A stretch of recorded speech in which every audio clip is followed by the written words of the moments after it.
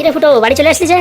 আর বলো না কাকা, দুবাইয়ের খাবার আমার সহ্য হচ্ছে না, খালি খালি পায়খানা হচ্ছে। ও মা, তাই নাকি? কেন, দুবাইয়ের খাবার ভালো না?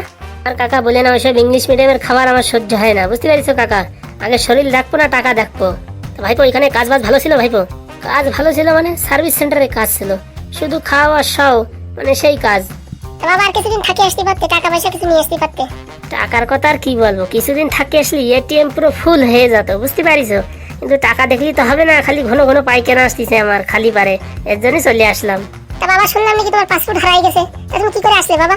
এই মরিছে, পাসপোর্টের কথা তো পুরো গ্রামের লোকজন জানিয়ে গেছে, এইবার কি বলবো?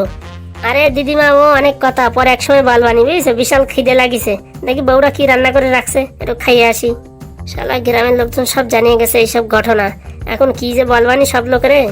যা যা বাবা, বাড়ি যা করে খেয়ে নাও, তারপরে কথা শুনবানি পরে। দুবাইতে কিরম জিনিসপত্র কি পাওয়া যায় কি না কি সব শুনবানি তোমার কাছ থেকে। হ্যাঁ দাদু, বাড়ি যাই, পরে বলবানি, ঠিক আছে? বন্ধুরা, বাড়ি গেলি বউটা জিজ্ঞেস করবে না যে পাসপোর্ট হারাই গেছে তা কি করে আসলে, যদি ধরা পড়ে যাই আমার কি কেলাম যে কেলাবে না আমার বউটা, তা বলার মতন নাই। তাও ভালো, লোকে জানতে পারে নাই যে আমি পায়খানা ঘষতে গেছি, তাহলে তো আমার মান সম্মানটা থাকতো না, সব ডুবে যেত মান সম্মান।